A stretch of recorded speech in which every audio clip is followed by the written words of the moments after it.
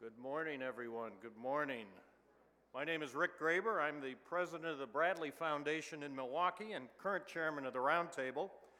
Thanks so much for joining us today. I hope you found the first day of the conference to be informative and invigorating, and that you're ready to get going again today.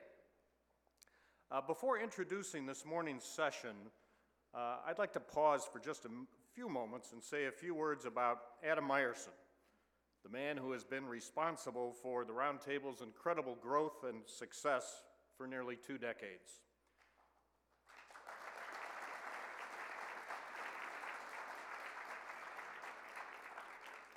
Now, because Adam had no advance warning about the little presentation I'm about to make, and because he just really doesn't like these things, I'm sure he's cringing right now and not particularly happy with me. Oh well. It's the way it goes. Adam, bear with us for just a few moments. As most of you know, Adam announced earlier this year that he intends to step down from his role as president of the Roundtable upon the hiring of a successor.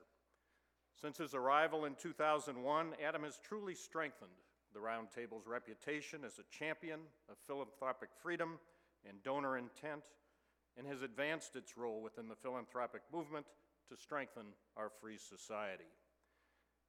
Many of us know him as a leader who is mission-driven, gets involved in the details, and has a knack for adding a personal touch to almost everything he does. As evidence, let's take a quick look at the numbers. The Roundtable's budget during Adam's first year as president was $1.8 million. Today, that budget will exceed $9 million. In 2001, there were 7 full-time staff members.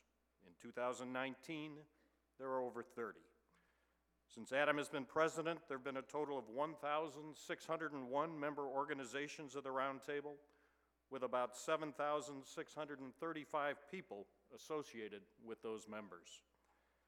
Adam writes a personal message on every single thank you note he sends for a contribution to the Roundtable. I'm sure most of you have received one of those notes. This means that over the course of his presidency, he has sent over 10,500 personal notes to donors who have supported the Roundtable in one way or the other.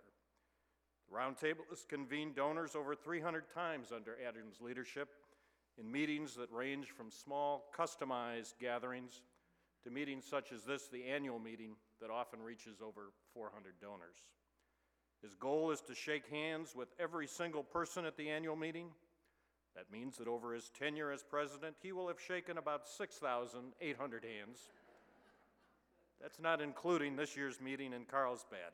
And by the end of this meeting, he'll be over 7,100. Not bad. Many may not know that Adam has a background as an editor. This important skill set has served him well.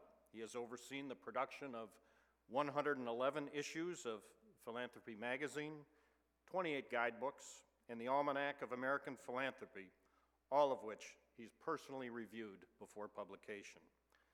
These are indeed impressive numbers, but perhaps one of his signature achievements is his work on K-12 education reform.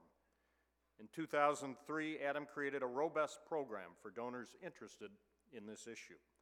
What followed were roundtable conferences, publications, and other resources that have significantly advanced the school choice movement and other education reforms in our country. Since the launch of the school choice program, programs in 10 other areas have followed. Hundreds of donors have turned to the Roundtable as a resource for giving in areas such as economic opportunity, veterans issues, health, and civic education, among others. Adam has also been steadfast in his commitment to philanthropic freedom. During his tenure, the Roundtable launched the Alliance for Charitable Reform, which has led the fight against numerous proposals that have posed significant threats to private giving. It's been a great ride, and we wish Adam well in his next chapter and know that he will continue to be engaged and involved in our cause. As a small gesture of our appreciation, I'd like to bring Adam on stage to say thanks and to present him with a piece of artwork that bears a tagline that's very important to him and truly does reflect what he's accomplished, strengthening our free society. Adam.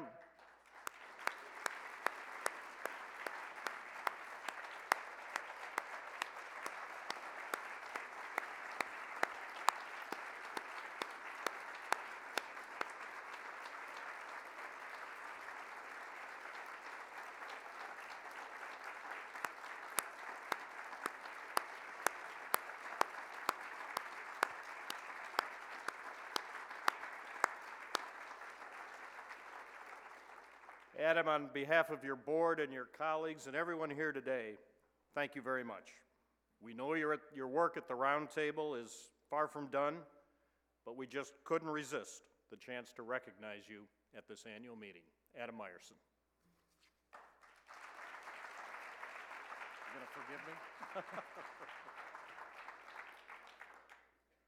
Thank you, Rick, and thank you all, ladies and gentlemen.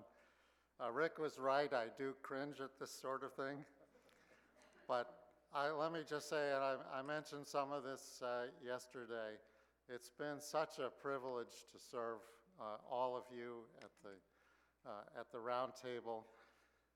We've had a wonderful staff. The growth of the round table has been due to our extraordinary staff, our just fabulous, mission-driven, very generous with its time and wisdom board and its strategic oversight, and above all with an exceptional group of members. I've just felt like a kid in a candy store working with all of you, learning about your incredible achievements, everything that you're doing to strengthen our society through your charitable giving. I intend to remain in the field of philanthropy, and I look forward to working with many of you in the future, and just thank you so much. It's just been a great honor serving all of you, and thank you, Rick.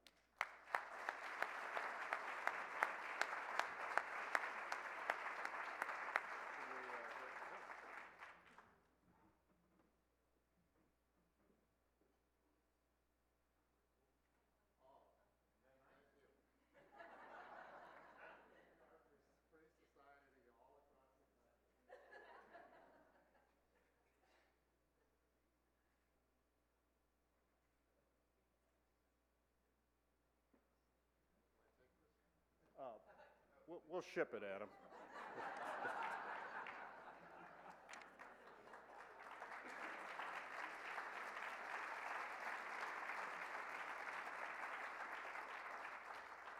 And now on to our program for this morning. Our breakout sessions this morning are structured a little bit different than it has been in the past. It'll feature 4 talks on big ideas, on timely topics. And at the conclusion of the 4 talks, we'll all break out to take a little bit deeper dive into the topics of most interest to each of you. Our first talk takes a look at how people who've been in prison can break the cycle of recidivism and build a meaningful life. You'll hear from the leader of a nonprofit who was incarcerated 4 times. Now he's helping others turn their lives around. Our second session is on something I hope we can all find useful in today's hyper-partisan environment. Entitled Boldly Engaging with Critics, this talk will address how to debate and reason with others with whom we disagree. Our third session takes a look at how philanthropy can support the work of schools and families in empowering students to make sound choices that break the cycle of generational poverty. And our fourth talk, A Historic Battle Over Socialism, will feature New York Times bestselling author Amity Shlaes. Amity will take a look at President Johnson's Great Society, how its failures reverberate to this day, and what it means for philanthropy. To begin our first session, it's my great pleasure to welcome to the stage fellow Wisconsinite and Senior Program Director at the Kern Family Foundation in Wisconsin, Beth Purvis. Beth.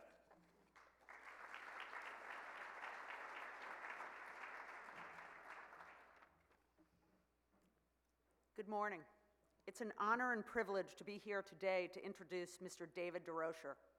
I first learned of Mr. Durocher and the Other Side Academy while reading an early draft of The Fabric of Character, a guidebook written by Ann Snyder for the Philanthropy Roundtable and supported by the Kern Family Foundation. I was immediately taken by Anne's opening line about the Other Side Academy. Sometimes you find the most dazzling moral superstars in the unlikeliest of places. I joined the Kern Family Foundation 2 years ago after spending almost 30 years in public ed. As I looked for what's next, I was drawn to Kern because of its focus on preparing leaders who will transform lives through an uncompromising belief that flourishing communities need high-quality schools from cradle to career, jobs that respect the nobility of work, faith-based organizations focused on the intersection of faith, work, and economics, and people of strong character and an entrepreneurial mindset to run those schools, those businesses, and those faith-based organizations. Mr. Durocher exemplifies the entrepreneurial spirit of a leader of character who, after his individual transformation, has dedicated his life to the flourishing of others. David and his colleagues at the Other Side Academy prepare men and women written off by society to build the skills and knowledge needed for honest work, to be proud of every task they complete, and to have faith that they can be loved and perhaps one day begin to love themselves. Anne quotes David as saying, "We believe that changing from the outside in is a good place to start. The thesis is that when you practice living the right way, and for a long time, regardless of whether or not you feel like it or not, you begin to change." The Other Side Academy provides opportunities for individuals and societal change. The Kern Family Foundation has adopted a virtue ethics character framework that posits that character can be caught, taught, or sought. As you listen to Mr. Durocher, you will notice how he and his colleagues are models of character, teach character through the developments of habits of heart, head, and mind, and hold each other accountable, but do so through a lens of forgiveness, joy, and love.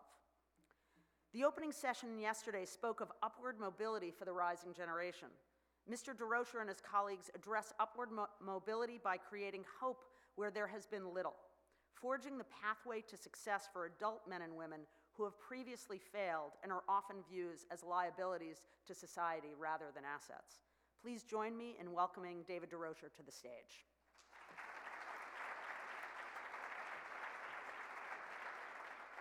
Thank you.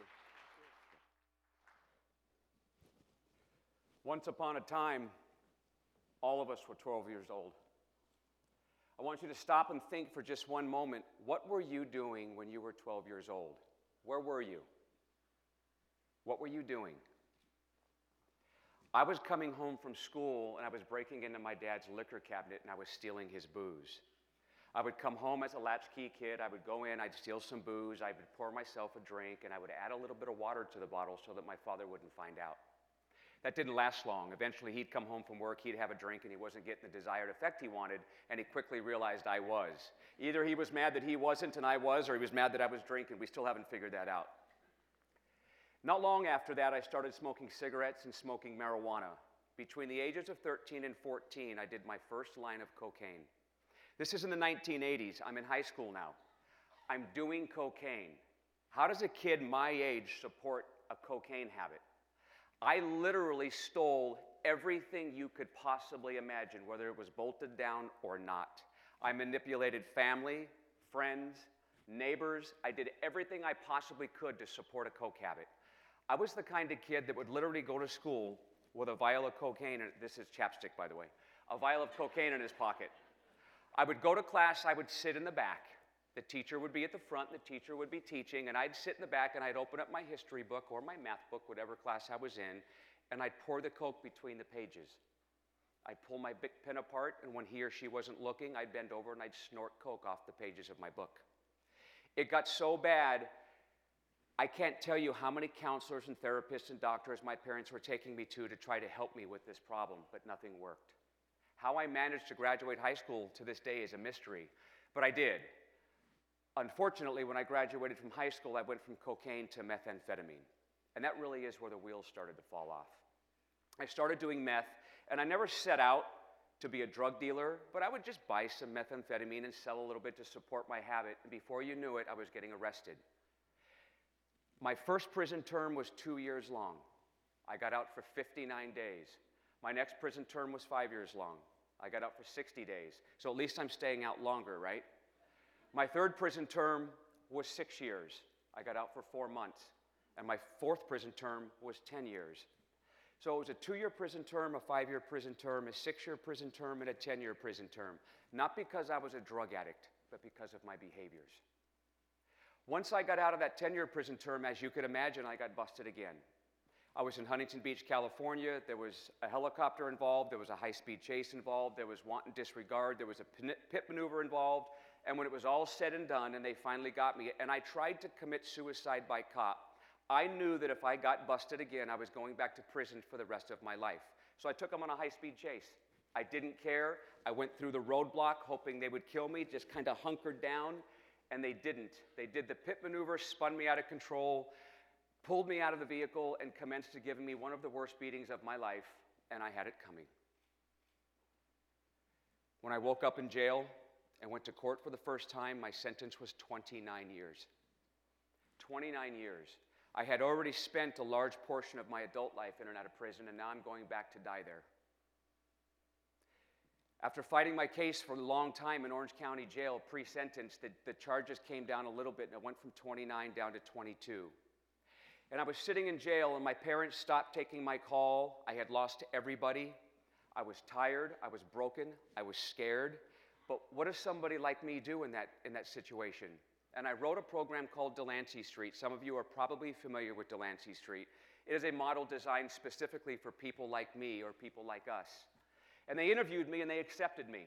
And Judge Pacheco in Orange County said, absolutely not. I will never send you to Delancey Street. You are not Delancey Street material. So I go back to my cell and I'm completely dejected. I decide to fight my case for a long time to hopefully get it down to something manageable like 15. 2 years, 5 years, 6 years, 10 years. Had that judge offered me 15 years, I wouldn't be standing here today. Thankfully, he didn't. He stayed at 22 years, and he was not coming off of that. And he also said he'll never send me to Delancey Street. So one day I decided to write him a letter. I'll never forget it. It was my life story on a yellow notepad, front and back. And never once did I tell Judge Pacheco that he was wrong in his assessment of me, because he wasn't. And I said, Your Honor, what do you have to lose? If you send me to Delancey Street and I get kicked out or I split, you can lock me up for the rest of my life. Or, when I graduate, I'll come back to your chambers and thank you. 3 years into Delancey Street, well, eventually, a month and a half later when I went to court, ankle irons, waist irons, in a cage, Judge Pacheco said, Mr. Durocher, against my better judgment, I'm going to give you the opportunity of a lifetime. I'm going to send you to Delancey Street, but when you get kicked out or you split, I've got you for the rest of your life. I said, Your Honor, where do I sign? 5 seconds ago, I was still looking at 22 years, and the judge just acquiesced and gave me the opportunity to go someplace where I could change my life. I don't know if you've ever felt vertigo, where you hear really bad news and you kind of get dizzy, or you hear really good news and you kind of lose your bearings. That's how I felt in that cage. I'm getting out of jail to go to Delancey Street and go someplace where I can potentially turn my life around. Delancey Street is 2 years long. I got there, I stayed 8.5 years. 2 years to get out from underneath that 22-year prison sentence, and 6.5 more because I fell in love with the process and who I was becoming. And really, really fell in love with being able to get other people from where I was to where I had gotten. I loved the process. I loved the service. It was just, it filled that hole that I used drugs for so long. The last 5 years that I was in Delancey Street, I managed the LA facility, upwards of between 200 and 250 people at any given time, and about 15 vocational training schools that generates the revenue, because Delancey Street doesn't take any money from the government. And I graduated in 2014. Went off into the oil fields up in North Dakota, and here's a guy that had been out of the workforce since the 1980s. And up in the oil fields in the Bakken, and if any of you are familiar with it, it's kind of like the wild, wild west, and I'm up there making just what I refer to as stupid money. I couldn't believe how much money I was making legally.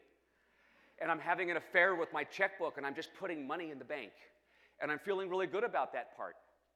But I had a hole in my belly. I missed Delancey Street. I missed the people part, but Delancey Street doesn't hire people. You have to be a resident to be there, and I'd already graduated. So I came back to Southern California, and through a very serendipitous chain of events, Joseph Grenny, who some of you may know. He's the New York Times bestselling author of Crucial Conversations, Change Anything, Crucial Accountability, had some issues of his own in his family. He wrote the book, The Influencer, that features Mimi Silbert, who was the president of Delancey Street, and thought to himself, someday I want to do this in Utah. Delancey Street's got the cure for cancer, but they're not scaling. There's 5 of them. They haven't scaled in about 30 years, nor are they going to. So he reached out to me, him and Tim Stay, our CEO. We met in Los Angeles, and before we had our conversation, I sat down and I said, who are you? What is the genesis of thought behind this? What makes you think you can, and why in the hell would you want to? And after speaking to both of them for about a half hour, as they told me their stories, I knew I was in the presence of good men. So in 2015, we raised the money in Salt Lake City, and we started the Other Side Academy, which is a replication, by and large, of Delancey Street. Same models, same principles, only we've made a lot of changes to make us significantly better. Right now, we have 97 students living on property. So I want to ask you a question. When was the last time you heard of a 2-year program? How about a 2-year program that's residential? How about a 2-year program that's residential and free? How about a 2-year program that's residential, free, and takes no money at all whatsoever from the government? Nothing from the city, nothing from the county, nothing from the state, nothing from the federal government, no rich mommy and daddy money, no Medicaid money, nothing. If you walk through our front door, you take a seat on our bench, and we interview you and we accept you, you start right then. Now, most programs, 30, 60, 90-day models, on day 29, your counselor's coming up to you and going, excuse me, you need to pack your bags, it's time for you to leave. But counselor, I'm not ready. Doesn't matter, pack your bags, it's time for you to leave. We need the bed space for funding. And we're sending this population to these programs over and over and over and over again to no avail. And some of these programs can cost $10,000, $20,000, $30,000, $40,000 a month, and they don't seem to work very well with this population. So they don't work very well, but at least they're expensive, right? Guess who's paying for them? You are. At the Other Side Academy, we generate all of our own revenue. We don't take any money at all from the government, as I mentioned. We have a number of social enterprises that the students operate that generate the revenue that brings all of the money in that we need so that we can be completely self-sustaining. In month 17 of our operation, we were operating in the black. A nonprofit that was profitable ran exclusively by former drug addicts and former criminals. My average student has been arrested over 25 times. So it's the long-term drug addict coupled with the criminal behavior, which today is one of the most difficult populations to serve. But unlike the 30, 60, or 90-day model where you have to leave on day 30, day 60, or day 90, whether you're ready or not, you have to leave on a particular day because the day has come. Who cares? Nobody's ready on day 30, nobody's ready on day 60, and nobody's ready on day 90. It's impossible. We leave because we have to, or we leave because we can. At the Other Side Academy, we're a minimum 2 years long. 70% of our students are asking to stay a 3rd year. 70% of our students are asking to stay a 3rd year. You don't have to leave on day 730 because we don't need funding for the bed space, which means you can stay in a mode of practice of doing the right thing for as long as you need to. You don't have to leave because we need bed space for funding. So whether it's 2 years, 3 years, 4 years, or 5 years, I was in Delancey Street 8.5 years. Do you remember the old bell curve? I was way behind the bell curve. But I was able to stay someplace as long as I needed to, so that when I knew in my belly that I was ready to reintegrate back into the community and become a productive member, I could graduate then, not because a particular day came up. One of the other fascinating things about the Other Side Academy is we don't talk about drugs. Why would we? Drugs aren't the problem. As long as we keep thinking drugs are the problem, we're going to continue to have a problem. Behaviors are the problem. Do you remember when I was stealing alcohol from my dad? What was I doing before I stole the alcohol? I was being sneaky. I was being calculating. Alcohol wasn't the issue. I was stealing. This population, including myself up until 15 years ago, I was a liar, a cheat, a thief, a manipulator, a self-centered, self-seeking, hedonistic human being that didn't care about anybody, including himself. Take drugs away. What remains? The behaviors. If you take this population and you put them into a healthy community that is going to hold them accountable every single day of their life and not let them get away with anything and address the core behaviors day in and day out with no lag time, and help this population learn to be accountable, help them learn to be honest, and the sum of those two things is integrity. If you can take this population and put them in a community of healthy living long enough for them to recalibrate their moral compass and become the 2.0 version and learn to have integrity, you will solve the problem. Because if you have integrity, ladies and gentlemen, nothing else matters. And if you don't, nothing else matters. The day that the student gets to us, the very day that they get there, they become part of the solution rather than part of the problem. There is not a counselor there trying to fix them. There is not a doctor there trying to fix them. That would be like me being a doctor and delivering a child, cutting the umbilical cord, giving the baby its first breath. I can do that 1,000 times. I can still never tell mom what it's like to give birth. Until you have walked a mile in our shoes, been a drug addict, lived your life on the streets, lived your life in jails and prisons, we only know what we think we know. But the experiential overlap of a community, a peer community, helping this population is the magic.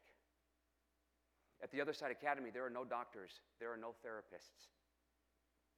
It is a community of former drug addicts and former criminals living under the same roof. We have been open for over 4 years. We have 97 students currently in Salt Lake City, and we just opened up Site 2 in Denver because former Governor Hickenlooper and Mayor Hancock said, I want this model in Denver and I want it there now. And it looks like San Diego, with Kristen Gaspar, who's the chairperson here, wants this model in San Diego. I was just here a month ago and we found a property. The entire country is coming to us saying, bring the model to us. We have 70 graduates now. Of the 70, we have an 87% success rate. 87% are employed, have their car, have their insurance, have their place, and living a value-centered life. It is absolutely incredible. All other treatment centers, at least most, and they have merit, but they can boast about a 5 to 7% success rate because you have to leave on day 30. You can get clean and sober, but you can't change. You got to leave on day 60. You can get clean and sober, but you can't change. It's not long enough.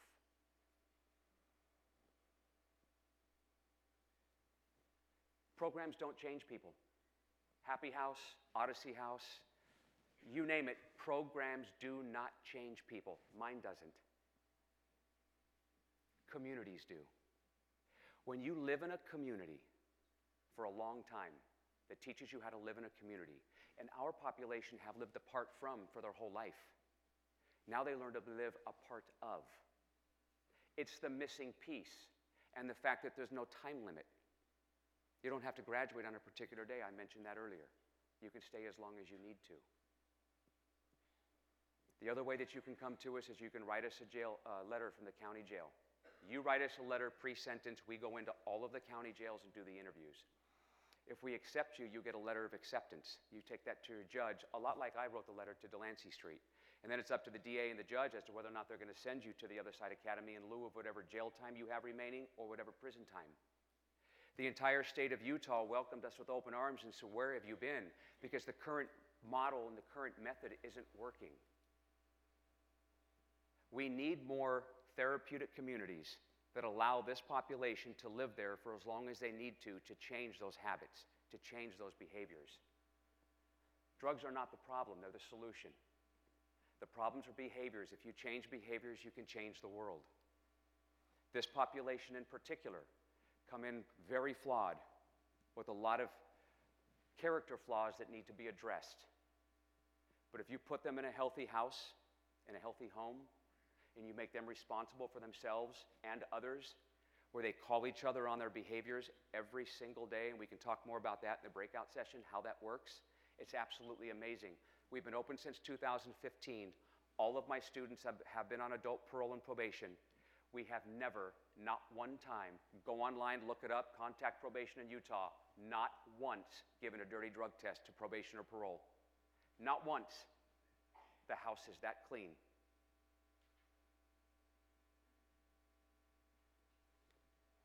Ladies and gentlemen, I spent the first half of my life helping people die with the way I was living my life. I'm going to spend the rest of it helping them live.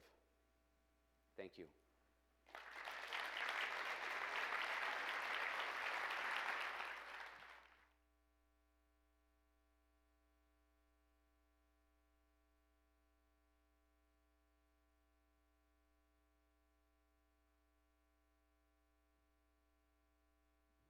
At our breakfast table discussion, we had a few comments about whether people change, and if you were wondering whether it's possible, David's a great example of that, as well as the people you work with, so thank you. My name is Heather Templeton Dill, and I'm the president of the John Templeton Foundation. I'm also a member of the board at the Philanthropy Roundtable. I have the privilege of introducing our next speaker and our next topic. You see, I work for a foundation where our founder, who was also my grandfather, celebrated the virtue of humility. The first book he wrote about his philanthropic aspirations was called The Humble Approach, and he left his philanthropies with the following tagline: "How little we know, how eager to learn." Because of my grandfather's interests, the John Templeton Foundation has supported research on the concept of intellectual humility, which is a more concrete way of thinking about and talking about the aspects of humility that animated my grandfather's interest in the topic. I mention this because intellectual humility is closely connected with our next topic, boldly engaging with critics.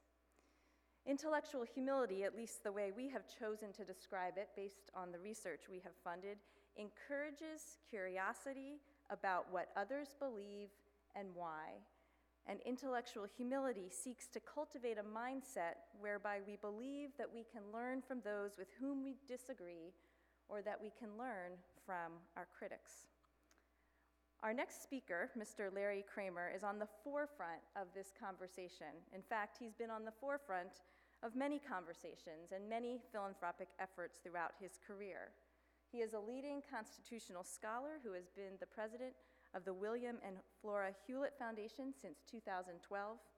Before coming to serve as Hewlett's president, Mr. Kramer served from 2004 to 2012 as the Richard E. Lang Professor of Law and Dean of Stanford Law School. In both of these roles, Mr. Kramer introduced innovative programs and reforms that, in the case of Stanford Law School, resulted in a new model of multidisciplinary legal studies and more opportunity for Stanford's clinical legal programs.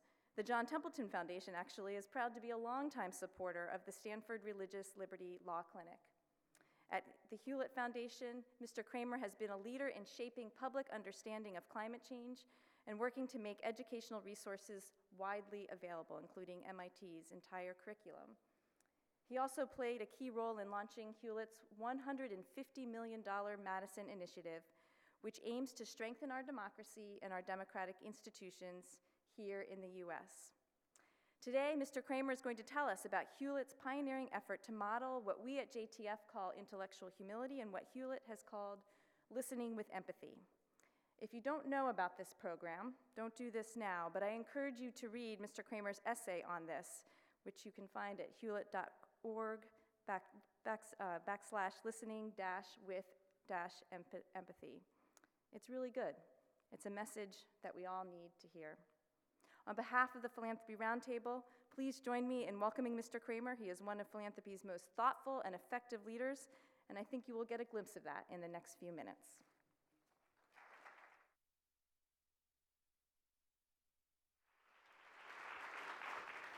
Okay, so it's really unfair that I have to follow David, I have to say. When I was 12, I think I was a caddy. And not a very good one. I do want to thank the Philanthropy Roundtable, and particularly Adam Meyerson, for inviting me here. Adam actually is very much a model of what I'm going to talk about today, and it's been a really a pleasure and a real privilege to work with him in the 8 years since I've been in philanthropy. So, you know, as was mentioned, my career before coming into philanthropy was I was a constitutional historian.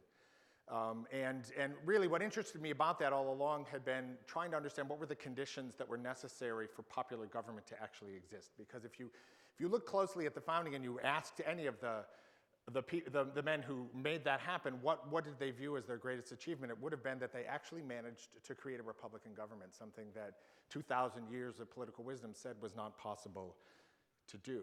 And yet today, if you look around at the political situation we're in, what you see is some of the fundamental conditions that are necessary to sustain that sort of government breaking down. And in particular is what we've come to call the problem of polarization, which is really a conclusion that reflects really a breakdown in the capacity to compromise across our differences, which, as we've seen in recent years, is turning into something people call tribalism, and we see it every day playing out, and this has been true for quite some time, in a kind of descending downward cycle into a win-at-all-costs form of politics, where what matters is to win, period.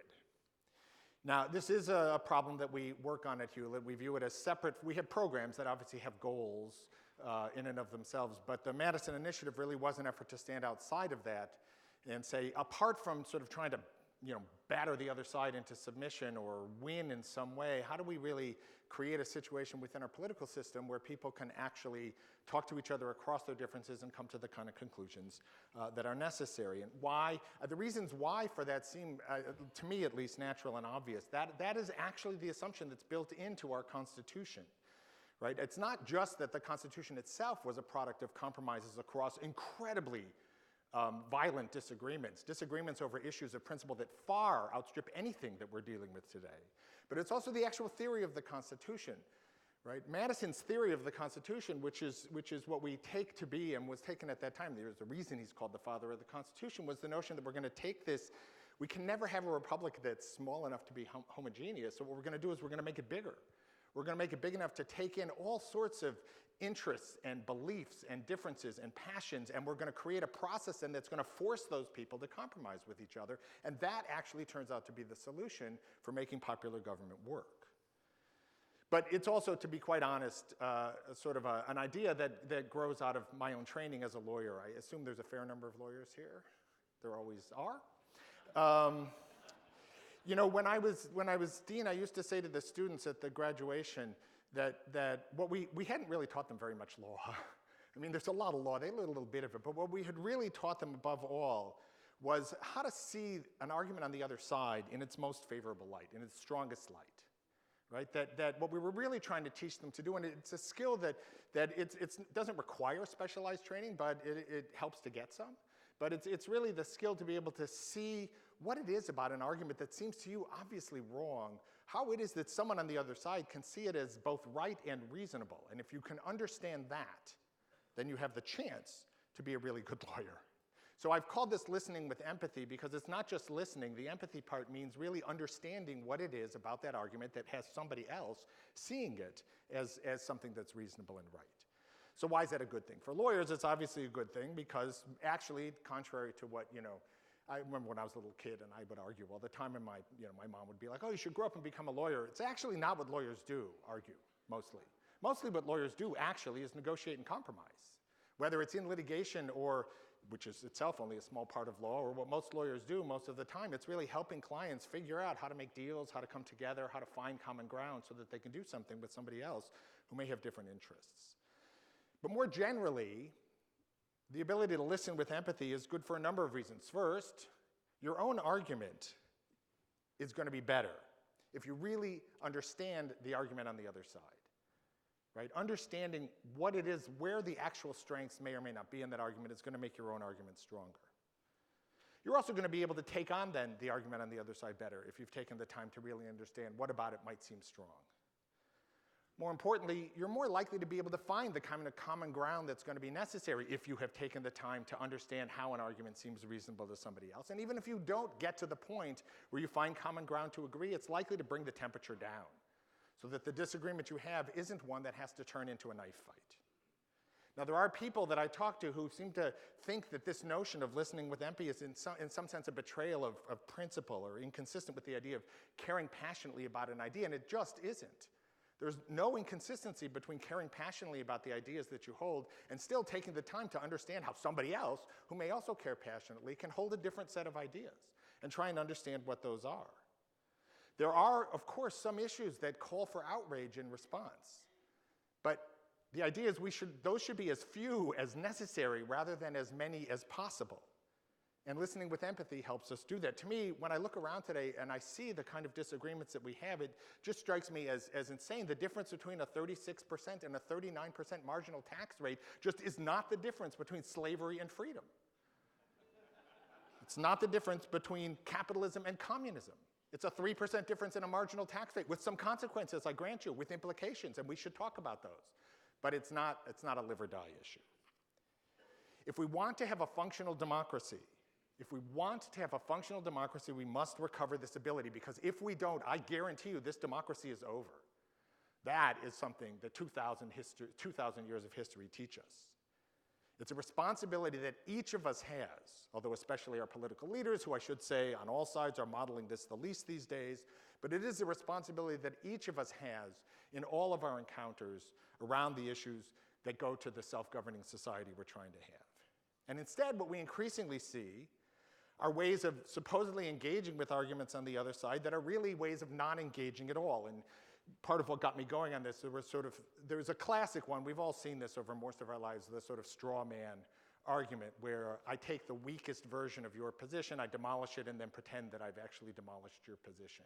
But more recently, we've seen other kinds of responses growing and being accepted as legitimate and treated by people as though they've actually engaged with an argument. So first there's the, you know I'm right. You really know I'm right, and you have a bad reason for taking the position you take. You're racist, or you're self-interested, or something like that. So therefore, I can just dismiss your argument because we all know that I'm really right. And the other one is what in the essay I call the identity excuse, which is I don't actually have to listen to you because you're a blank. And you can fill in the blank. You're a white male, you're a Black Lives Matter supporter, you're a union member, you're a representative of the oil industry. I don't care. Everybody's doing it on all sides. And that's one of the important things to remember. One of the things that really bothers me about debate today is the kind of whataboutism, right? It's like, well, yeah, but the other side has done that as well, so therefore I can do it. Because from my perspective, if you look at our society, everybody's doing this all the time, and it is itself the problem. We will still have hard issues to come to agreement on or find common ground on, but we're never going to get there if we don't actually engage with each other on the substance of our arguments, and if we don't actually try and understand how it is that arguments that we think are fundamentally wrong cannot seem that way to somebody else. And I see how hard that can be. I understand why, if you're a politician, that's a difficult thing to resist, even if you're a journalist, given the way journalism has become a kind of competitive market in which everybody's fighting for survival as they lose their ad revenues. But in philanthropy, at least, we have no excuse for this. We have the resources, we have the time, we have the independence. There is no excuse in philanthropy for engaging in this kind of argument. And yet I see it increasingly in our field as well. And I see it in my own foundation, and what got me going on this was seeing it in my own foundation. So I'll tell a very quick story, although again, I always want to underscore, I see this on all sides around us. So we have been thinking about some work on rethinking political economy, and I did a presentation to the staff about the idea, because it's a kind of complicated idea. Happy to talk about that later.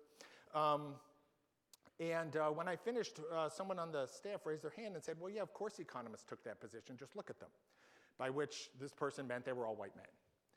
And, I was kind of taken aback at the moment. I said, well, of course that was true in the 1930s and 40s when these ideas were developed, because that's what the academy was. But I promise you today, there are economists of all races, genders, and colors on all sides of these issues. That's really not it. But it left me more taken aback, because when this person said it, everybody else in the room was kind of like they had actually dealt with the argument, which of course they hadn't. It was a classic example of what I've called the identity excuse. And so I asked all of the programs and all of the departments going forward to engage in an exercise, which was essentially, all of you have to find people who fundamentally disagree with what we're doing, and I want you to bring them in for a seminar. And I want you to do a seminar with them, and then I want you to do a second seminar without them where you talk about what you got out of it. And we're in the middle of that process now. The challenge, of course, first and foremost, is finding the right people to do this exercise with. I mean, you have to have somebody who themselves is going to be able to engage in the exercise the right way. It won't actually help to have somebody who comes in and loses it and starts screaming. Right, so they have to actually be willing to engage in it themselves. And then the positions that count as the disagreement have to be plausible enough not to actually prove this as a waste of time for people. So I said to the staff when I rolled it out, look, if we did, like World War II grant making, I wouldn't ask you to bring in a Holocaust denier, right? I mean, there are arguments that I understand are going to seem so ridiculous and so implausible for good reasons that it would not actually contribute to the exercise here. So the challenge that I'm giving you all is to figure out where are your real vulnerabilities, honestly, and bring in people who hold those positions to challenge you with. And they may be people to your left, and they may be people to your right. Ideally, they will be people on both sides. They may be people who it's not a left-right disagreement, but I want you to think hard about what about our positions is the most fundamental point of vulnerability, and let's find people who hold those positions and bring them in and force ourselves to actually grapple with them. And then let's build that into our regular practice going forward. So it's not something we just do now, because part of what underlies this, most of the staff, when I presented this, were like, we know the arguments on the other side. We've read their stuff. And I'm like, of course you've read their stuff, but there is a big difference between reading somebody's argument and knowing the 20 reasons why it's wrong, and then having that person come in and, oh my God, they have an answer to that you hadn't thought about or understood, that the engagement itself is really important, and that their arguments as well as yours are going to keep evolving over time. So you think you knew the argument. I was engaged in the constitutional debate over originalism. It was actually a really good debate for a long time, because there'd be an argument, there'd be an answer, there'd be a new argument, there'd be a new answer, and it continued to evolve and roll. And if you stopped at point one because you thought you knew already what was wrong with the position on the other side, you were missing things. So just a couple of words. Our experience so far in this, which I'm happy to talk about more, has been there was actually some initial pushback from the staff. I actually had one person say to me, you could go ahead and do this, but I promise you there are going to be people here who are going to think differently about the organization if you do this. And I said, then they should go to another organization, right? This is really at the heart of what we do. Not that you have to surrender your positions. Nobody has to change their mind. I'm not asking for, some of you might. It'll be interesting to see what you learn, but you have to be open to really engaging, or you're missing a core value of at least our foundation. As expected, the real process, the hardest part of the process has been trying to identify the speakers. And I've engaged in really interesting conversations with each of the programs while they actually spent time trying to identify for themselves what were the real vulnerabilities that were also foundational and fundamental. Because, there are like lots of weaknesses that are unimportant, so that wouldn't serve our purpose. And as I say, there are some, to be honest, I'm not asking the climate team to bring in a climate denier. But there are people who are skeptical about all sorts of pieces of it, and I want them to think about that. I am asking the Women's Reproductive Health Program to bring in people who think abortion is fundamentally wrong, to get them to see that there are people who hold that position who do so not out of religious fanaticism or hatred of women. There are actual arguments, and I want you to grapple with them, and I want you to understand them, and I want you to be able to answer them in your own mind as well as publicly. So that process of and then, by the way, the harder part turns out to be then finding people who can do that really well without getting all angry on their side. And it's not that there aren't such people, but how do you find them? So there's a lot of calling people and having initial conversations to do that. Now we've just started, we've just gotten going, but at least from what I can tell so far, it's playing out exactly in the way that I had hoped. I've had a few conversations with, recently someone had brought in somebody who, this was in our philanthropy program, they brought in somebody who had some fundamental disagreements actually around DAFs. I think there was a conversation this morning, and after the conversation, the program director came to me and said, it was so interesting, she was so much more nuanced than we ever thought. And that to me, that was gold, right? That's when we begin to understand, think harder, and who knows where our own positions will evolve over time. The dismaying thing was how many people said, can we, bring in a consultant to help us think about how to do this? It's like, really? We need a consultant to know how to have a conversation? Don't you do this in your own life all the time? And the truth is most people do. It's like not that different in the work context. It's like you're going to have a conversation with somebody who thinks you're wrong without losing your temper. That shouldn't require special training. And of course, and in the end, we're not. People are actually managing to do this themselves. And as I say, I think finding it hopefully is rewarding.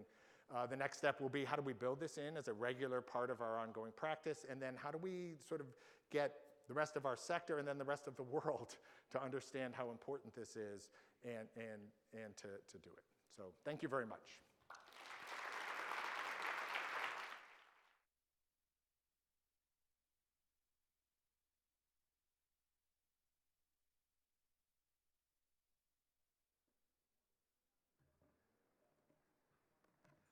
Greetings. I'm Checker Finn with the Thomas B. Fordham Institute. Let me first say I'm glad this turned out to be a piece of artwork, because for the first 20 minutes I thought it was the Halloween ghost that the hotel had inflicted upon us. This is a great morning, and I am thrilled to introduce my friend Ian Rowe. Ian is the CEO of Public Prep, which is a network of 5 going on 7 charter schools in New York City. He is himself a product of the New York City school system, of Cornell, of Harvard Business School.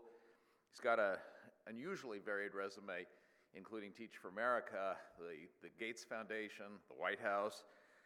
He's connected with our Fordham Institute as a senior visiting fellow. He's part of the American Enterprise Institute's leadership network.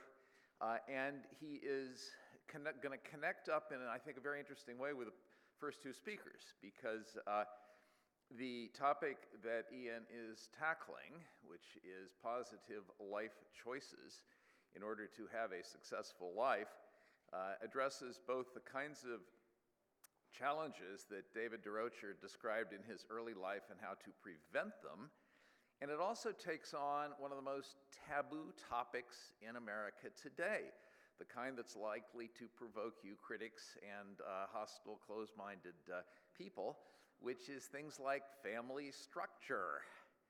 Should you maybe get married before you have children? Imagine the nerve that it takes to suggest, particularly in an inner city community, that maybe you ought to think about things like that, maybe even before you graduate from 8th grade.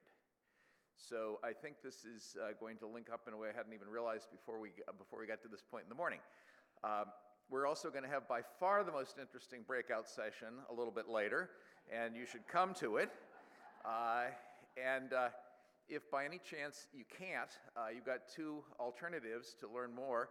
One is pick up the latest issue of Philanthropy Magazine, which has an article about my colleague Robert Pondicio's wonderful new book about Eva Moskowitz's Success Academies, and it's the part of the book that features Ian.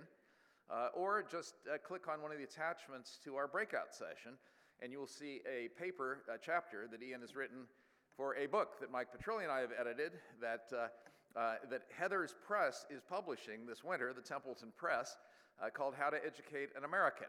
Commend the book to you, but much more importantly, right now I commend Ian to you.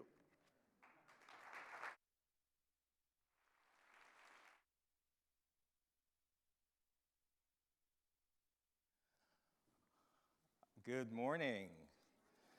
Checker, thank you for that introduction, and thank you to the Philanthropy Roundtable for inviting me here to speak. It is a great honor to be here, especially focused on a big idea. And so first lesson you learn in media training is don't bury the lead. So here is the big idea, as Checker referred to: family structure matters. Even when you are confronted with every other reason under the sun for why children are not living up to their potential, nod politely and say yes, but family structure matters more. We must have the moral courage to speak out about the critical importance of family structure, and today I want to share 2 examples of what our schools are actually doing about it. I, like many people in the room, have committed my life to improving outcomes for kids. If you're in the world of education reform, you are probably frustrated by the lack of progress over the last 5 decades, despite literally hundreds of billions of dollars of public and private investment. And to understand why our education system has been stuck in neutral for so long, we obsess over student achievement data disaggregated by class and race and gender, geography, which are of course all important dimensions to study progress. But the primary thrust of my presentation is that there is a force more fundamental to human development, and that is the structure and stability of the family within which a child is raised. The weakening of family structure that's happened in our country has been missing from the conversation of why student outcomes have declined, and the strengthening of family structure has also been missing from our suite of solutions. So it's time to change that. So with that preamble, as Checker said, since 2010, I have been the CEO of Public Prep. which is the nation's oldest network of public charter schools exclusively focused on single-sex elementary and middle schools. So we have all boys and all girls schools, pre-K through 8th grade, as Checker said. We have 5 campuses now, about 2,000 students. We're growing, about to launch our international character-based International Baccalaureate High School. Our first school, Girls Prep Lower East Side, was founded in 2005 as the first all-girls public charter school in New York City. Those girls that started in kindergarten and first grade way back when in 2005 are now juniors and sophomores at some of the finest colleges and universities in our country. So Yale, Cornell, Howard, Tufts. So we're very proud that is the best longitudinal evidence of the effectiveness of our schools. And so, as I said, we are growing. At this point, we have more than 4,000 families on our wait list just for our schools in the Bronx. So back in 2016, because of this success, we were thinking about growth. Where should we open our new schools? And so earlier that year, I had read what's called the Citizens Committee for Children annual ranking of New York City's 59 community districts. And they rank each of these districts by child well-being based on 18 different measures. You know, what's the level of child poverty within a district? What are the test scores within that district? Of the 59 districts, the top 5 with the highest overall risk to overall child well-being were all located in the South Bronx. So to give you an example of the disparity between the highest risk district, which was Hunts Point in the Bronx, and as the crow flies just less than 2 miles away, the lowest risk district, the Upper East Side of Manhattan, consider that in Hunts Point in the Bronx in 2005, the passing rate on the state reading test was 10%. But on the Upper East Side on Manhattan, it was nearly 70%. Math, 12% versus 75%, 2 miles away. So given these poor academic outcomes that have existed for generations, I made the decision that we are going to open all of our new schools in the South Bronx, because that's where the need was. So thus, at the end of 2015-16 school year, we moved our headquarters from Chambers Street and West Broadway in Manhattan. So some of you know, it's very hip, it's Tony, it's Tribeca. And we moved to 148th Street and 3rd Avenue right in the heart of the South Bronx, right? That's where our new headquarters were. So whereas in Tribeca, you could get a latte on every corner, now we had a needle exchange on the corner. So on a hot July afternoon, my team took a walking tour to get to know the neighborhood. You know, where's the local deli, where's the local bank? You know, just we're now members of the community. And along the way, as we were walking now on 149th Street, we encountered a 27-foot baby blue Winnebago truck. And there were all these adults around it that were really excited that it was there. It was almost like an ice cream truck with kids, but this is adults with this 27-foot baby blue Winnebago truck. What is this? So on the side of the truck, in graffiti lettering, were the words, "Who's your daddy?" I'm like, what is that? And as I come around and my team, so it turns out the Who's Your Daddy truck is a mobile DNA testing center. So low-income folks are paying somewhere between $350 to $500 to answer questions such as, is she my sister? Could you be my father? And this was just extraordinary. And I learned, as the more I learned about this entrepreneur who had launched this truck, demand had been so robust that he actually added a second truck to expand the territory so we could offer Who's Your Daddy services beyond just the Bronx in all 5 boroughs and in neighboring cities. Why were so many people pondering such profound questions related to their core identity and their family? So I went back to that Citizens Committee data to explore other categories related to children and youth beyond just education. And it showed that in Hunts Point, 60% of the children lived in a single-parent family, while just 2 miles away on the Upper East Side, only just over 10% did. And of course, I must say that being a child of a single parent is no guarantee of failure. Indeed, we have many strong single parents in our schools, nor does being the child of a married, 2-parent household guarantee success, but the odds are overwhelmingly on the side of a child in a stable home. So could it be that the educational disparities between Hunts Point in the Bronx and the Upper East Side of Manhattan were not just due to geography or race or even poverty alone? Perhaps differences in family structure, as evidenced by that huge gap in the percent of children being raised in single-parent families, were a major explanatory factor for why education outcomes have been so poor for so long. Asking these questions led me down a path of no return. So I researched that in the early 60s, 95% of babies across all races were born within marriage, across race and class. Yet there were still groupings of kids that were not succeeding. Why? So the government actually commissioned a huge study 5 decades ago. The question was answered when the famous Coleman Report, if you folks are familiar with it, if you're not, you should read it. To this day, it is still the most comprehensive education study ever undertaken. It established that family structure and home environment had the most influential impact on student outcomes. This is what the report actually said. Taking all these results together, one implication stands out above all, that schools bring little influence to bear on a child's achievement that is independent of his background and general social context, and that this very lack of an independent effect means that the inequalities imposed on children by their home, neighborhood, and peer environment are carried along to become the inequalities with which they confront adult life at the end of school, end quote. So this report was devastating, right? If you're in education, you don't want to hear this. The last thing you want to hear is that your work is futile. And then this was compounded because this report came out a year after the Moynihan report. And again, if you haven't read that, please do. Patrick Moynihan focused on the Black community and why progress had stalled.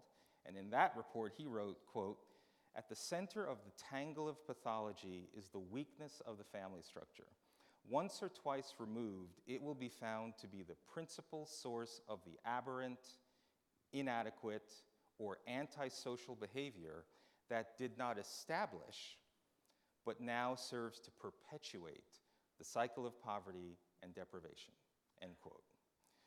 So when Pat Moynihan released this report, he was squarely focused on the Black community. He was shouting, "Crisis, crisis, crisis." At that time, the non-marital birth rate among blacks was 23%.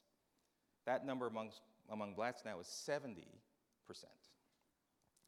And in the white community, that number today is now near 30%, much higher than the crisis levels Moynihan identified in the mid-60s. So in my research, I discovered that what was happening in the Bronx was a microcosm of what was happening across the United States. There has been a 5-decade explosion in non-marital birth rates to women of all races. From the early 1960s, when there was a 5% non-marital birth rate, today we are at a new normal of 40% of all children in the United States are born outside of marriage. And for women 24 and under, the numbers are staggering. In 2017, 71% of all babies born to women 24 and under are outside of marriage, 90% in the Black community, 61% in the white community, one factor driving the opioid crisis. So it's what I call the equal opportunity tsunami. No society can endure such a complete breakdown of its family structure without experiencing devastating social consequences. And no one should understand these consequences more than principals and teachers who are children in our class, who see children in our classrooms every day who are victims of family instability. So the question that I then confronted, standing in front of the Who's Your Daddy truck, what am I going to do? I realized that my life had just changed. My schools were necessary, but not sufficient to truly improve the outcomes for our kids.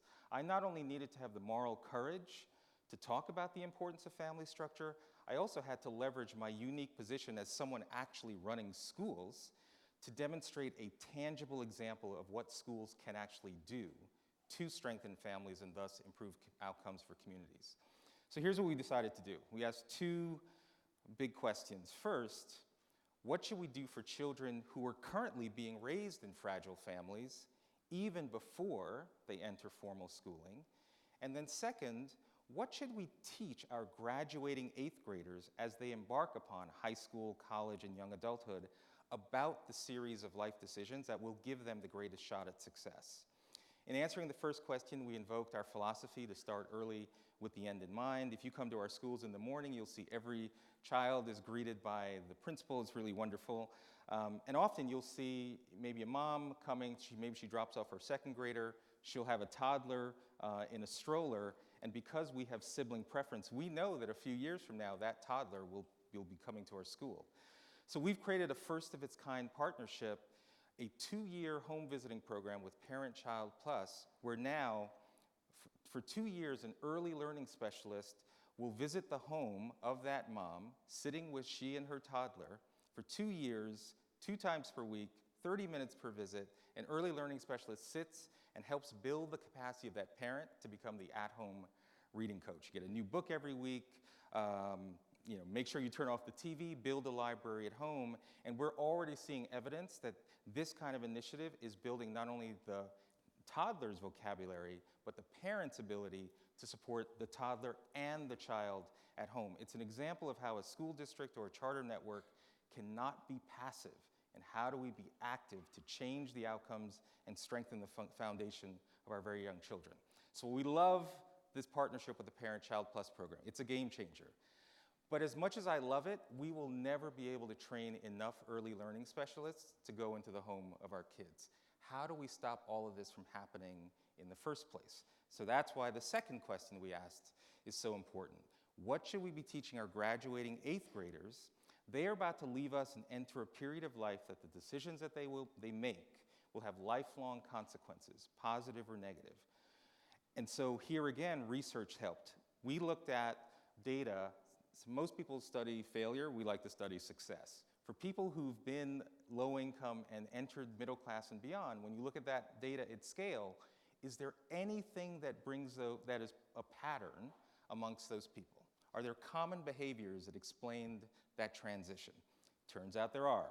There's some great data a few years ago done. It's now known as the success sequence. It's pretty simple, and frankly, probably most of the people in this room have followed this general sequence in their own lives.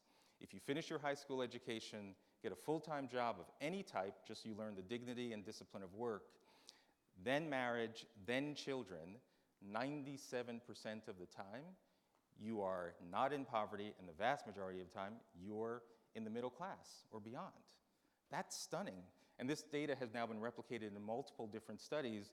Last year, a research study showed it for black men in particular. Those 4 behaviors were repeated in addition to this idea of having a sense of personal agency. So once we learn this information, the basic question is, how are our kids learning this?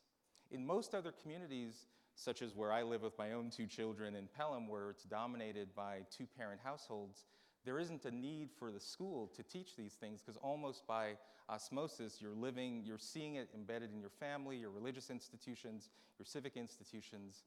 Most of the kids who live in the communities we serve, those institutions are not serving this message. So we have created a class called Pathways to Power, which is all about empowering young people to understand the series of life decisions that give them the greatest probability of success. And within that class, we teach data about the success sequence as well as other evidence-based pathways. It's descriptive, not prescriptive, meaning this is the information you as an adult, a young adult, are going to have to make choices, but you have to be empowered with the right information. It used to be that we did not need to have a class like Pathways to Power, but for many of the kids growing up in the communities we serve, if not schools, if not the remaining public institution in which we have a captive audience, if we don't do it, who will? I'm really hoping you will come to the same conclusion that we have for our schools.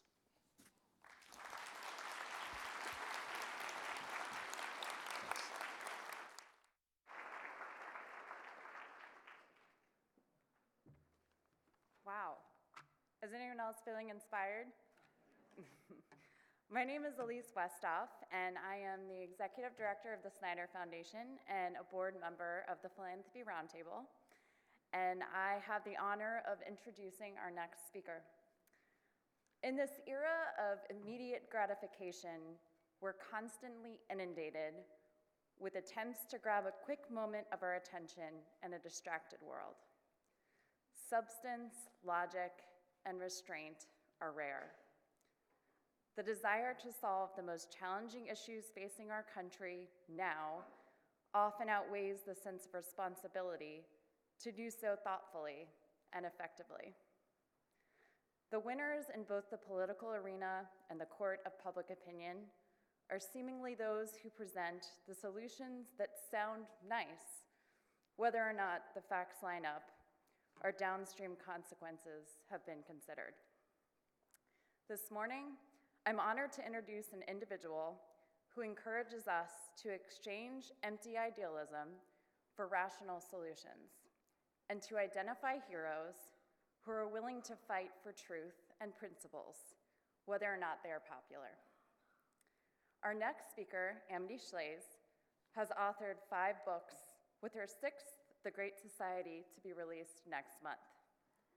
Former Fed Chair Alan Greenspan said, "The Great Society is accurate history that races like a novel." A graduate of Yale University, she has been a columnist at Forbes and has contributed to Bloomberg, the Financial Times, the Wall Street Journal, and numerous magazines, radio, and television shows. She chairs the board of the Calvin Coolidge Presidential Foundation and serves as presidential scholar of the King's College in New York. Throughout her career, she has used her deep knowledge of both history and economics to challenge the narrative that big government is an effective solution to society's problems. Speaking from a classical liberal perspective, she highlights the battle between socialism and capitalism that has been raging for decades and analyzes the impact that the big government approach had, both in the time periods in question and on our current economy.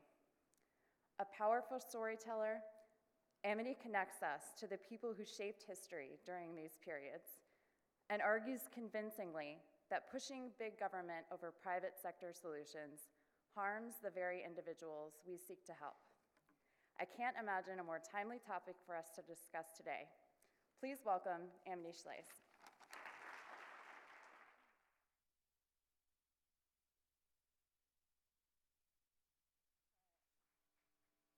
Let's see. I was feeling a little small. Can you hear me? Am I too big? It's a tough group to follow. I hear a little feedback. Yeah. I want to congratulate you, though, the people in this room. You've been, there's that. You've been liberated, more liberated than your predecessors. You're liberated by young progressives. It used to be if I would get up here to talk about socialism, we'd all feel a little bit nervous. Maybe we would be called red baiters, right? But now young progressives call for socialism so we can talk about socialism and show the connection between extreme social democratic ideas, statism, and socialism, because that's what they are, without being nervous. Congratulations. When it comes to investment, what we've been talking about at this meeting is choosing between short-term and long-term. The result of the short-term investment you do see, you buy the annual plant, you plant the flower, it blooms right through October, maybe in, this doesn't work? What?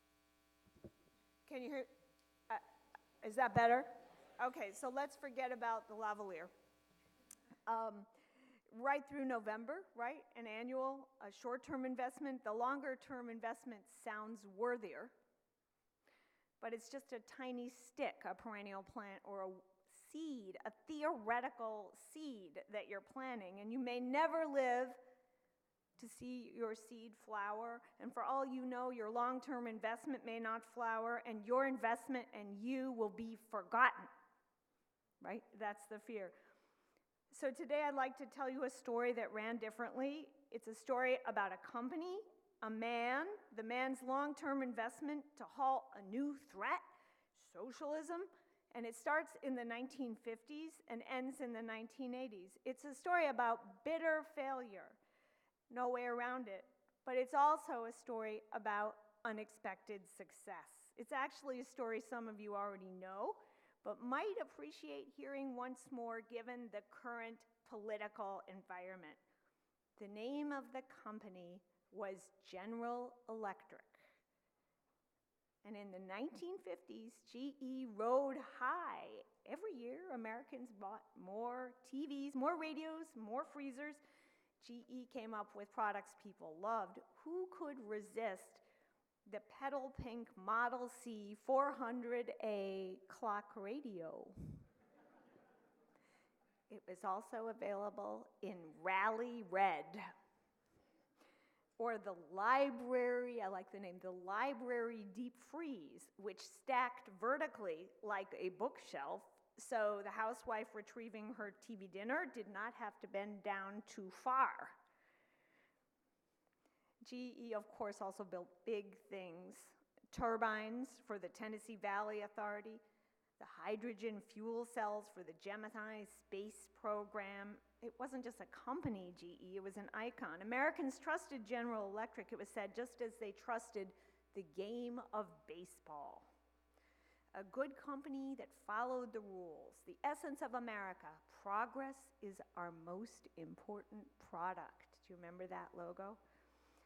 And as you know, the Soviets in 1959 invited the US to create a display about progress at Moscow in Sokolniki Park, and the government asked our American companies to ship over appliances from modern kitchens. And GE had a kitchen. It was the lemon yellow kitchen. General Electric. GE executives at the time, like executives at most companies, held a set view about how the American economy worked. The big companies would get together at one table with their unions and with the government, and the three of them would settle everything, right? Wage, price, the pace of the economy.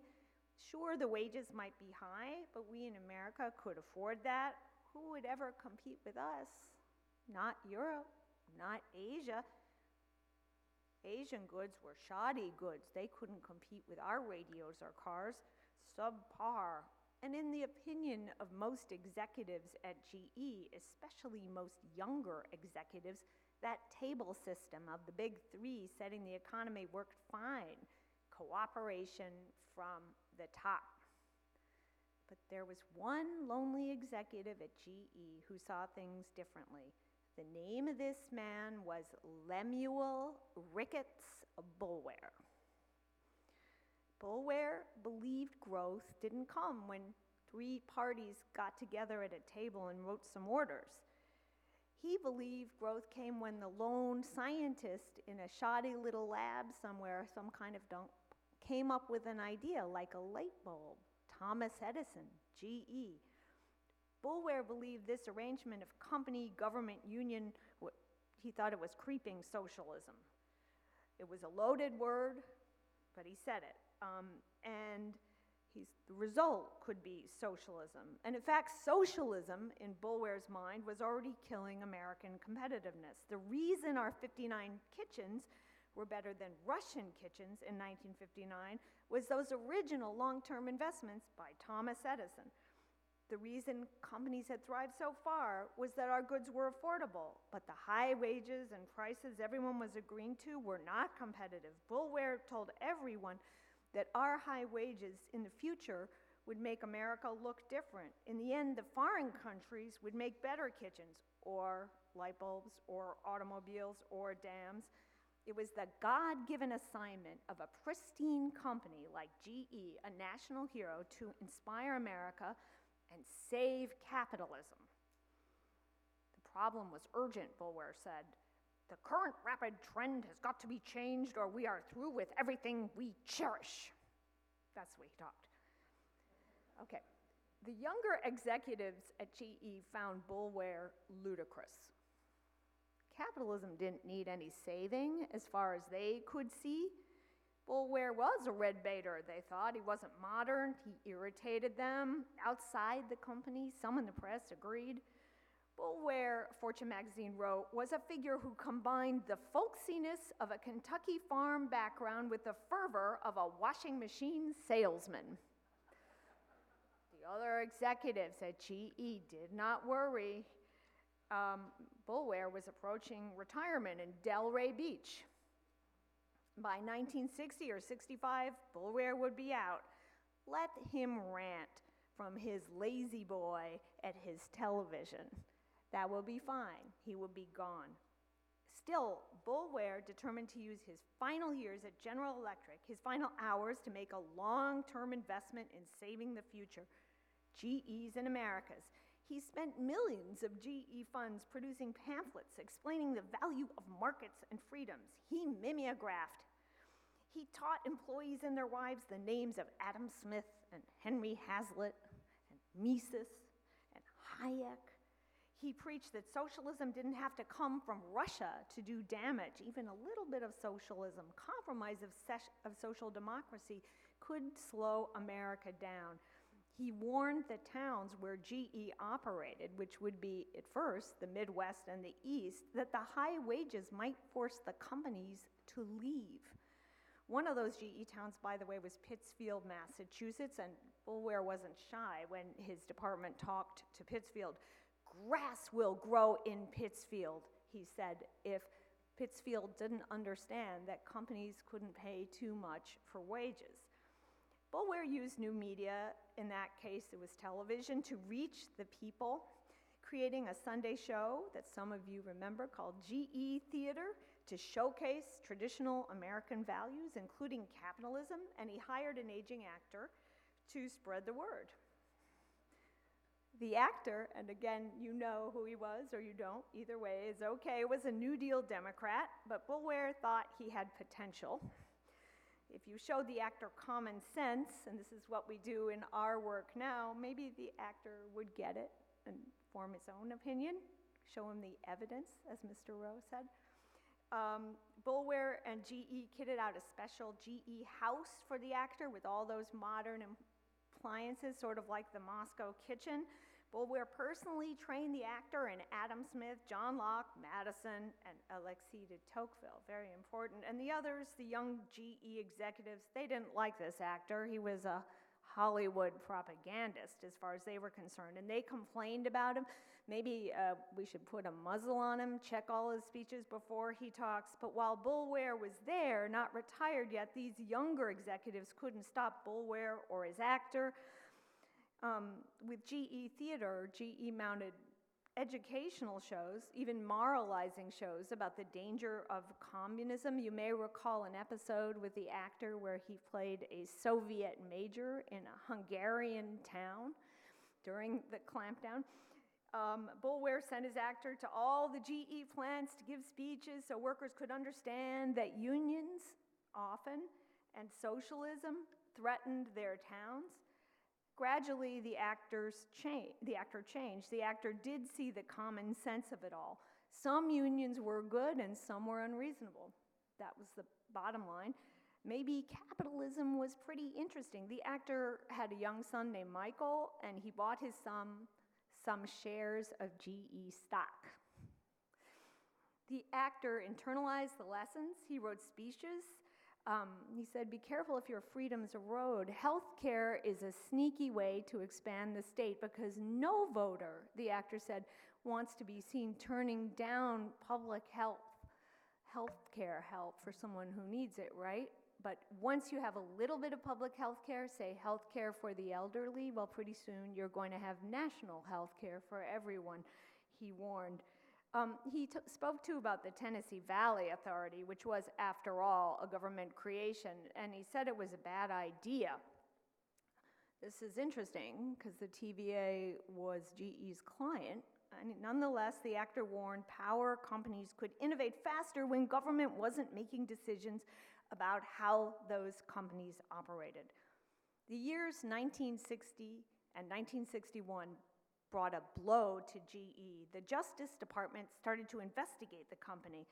The new Attorney General, whose name was Robert Kennedy, stepped in and ramped up a strong case that GE was colluding with other companies, such as Westinghouse, to fix high prices on the turbines and other product they sold to the TVA. The Justice Department went to court. The judge sent the GE executives to jail. The union leaders mocked GE. In fact, one of them, the head of the electricians union, who had a great sense of humor, sent a board game Monopoly to the GE executive, Mr. Jin, I believe it was, in jail. So this wasn't just a blow, it was a terrible blow for GE. The company wasn't pristine. It was a hypocrite, just as the papers noted. On the one hand, it preached free markets. On the other hand, it colluded to hurt the taxpayer, a taxpayer company. The papers said the GE scandal resembled the Black Sox scandal of 1919, if you can imagine. A national betrayal. GE stock went in the toilet. Boulware was shut down. The actor was fired. He went home. He told his son GE Theater was finished because it was too inflammatory. The whole darn propaganda mill for free markets was over. Len Boulware got pneumonia and retreated to Delray Beach. The years that followed, Boulware's retirement years, probably deepened his sense of failure. GE, post-scandal, turned to cooperation with government and emphasized that cooperation, work together, not brave Thomas Edison individual alone with an idea, just let's all work together in the corporate military-industrial complex. The name Boulware, the very name, did become a joke. Boulware, the bulwark against socialism, and was bitterly mocked in Union Land for decades after.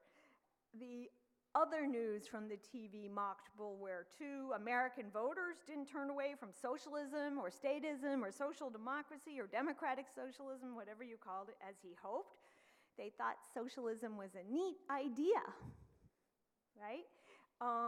And they voted for it, or they voted for a version of it, which was the Great Society, right? Not just good, great, redistribute and share.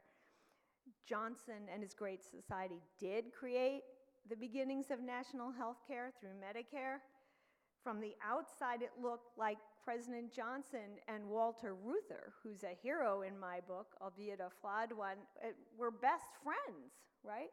So Boulware is watching all this from his retirement. The high costs of labor did drive American companies to leave towns. Grass did grow in Pittsfield, Massachusetts. The great, thriving center of Detroit did become a ghost town, a Rust Belt. In my book, The Great Society, the point of it is that it wasn't great. I do tell a number of these stories. Again, it was impolite then to call what reformers were doing socialism. So let's just say it was close enough to socialism to have a tremendous cost upon our economy. The disastrous 70s record was the bill for 1960s social democratic expansion. In any case, Boulware's whole effort did appear a failure, and no one cared. He was the forgotten man, but not quite forgotten, for one figure was converted, and he did care. That was the actor whose name you guessed, Ronald Reagan. Thinking about it all, Reagan decided to try politics. In '64, he took a standard GE speech, practically word for word, and gave it on television. America had to choose, socialism or not. The speech became famous. It's called the Time for Choosing speech, as you know, not as a GE speech, but as a speech about the future of the country, as famous as William Jennings Bryan's Cross of Gold. Then the actor ran for governor of California, where he gave the GE speech over and over again and put the policies GE recommended into practice, warning about government expansion, fighting expansion of welfare or Medicare, creating not a military-industrial complex, but a creative society. That was Reagan's phrase.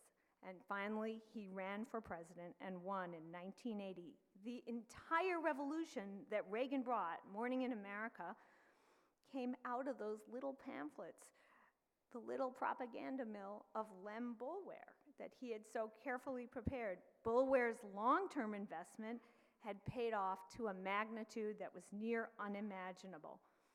I'm going to conclude with the lessons. The first one is a bitter one. Nothing is new, it's just forgotten. The old socialist charm is appealing to Americans again. Sometimes we have to go through bad experiences to recognize the cost of social democratic expansion. Another lesson is happier. A project that seems like a complete failure in short or middle term may not be a complete failure. In fact, it's just early, right? Had Ronald Reagan run for president in 1964, he wouldn't have won because he didn't have the gubernatorial experience he accumulated in California. Things come in their time. I think the final conclusion is that most obvious for you is the matter of long-term projects in one's own life. You yourself, I myself, may not see a project come to fruition within our life. That doesn't mean it's not a superior project. So what I take away from Boulware is trust your own theoretical seed. Think of the institutions that inspired you as a child or in your life, as David described. Turn off the TV and build your institutions. And we're here to help you do that. That's actually what Philanthropy Roundtable does. A theoretical seed can be the most fruitful seed. If you think your name won't be remembered for doing this work that you're doing, investment, charitable, or for profit, you may be wrong. I'm standing right here in Carlsbad in 2019, 3 decades after the death of that obscure GE executive. And everyone in this room is raising a glass of orange juice at least, or a pen, to California, to Ronald Reagan, and most of all, to the name of Lemuel Ricketts Boulware. Thank you very much.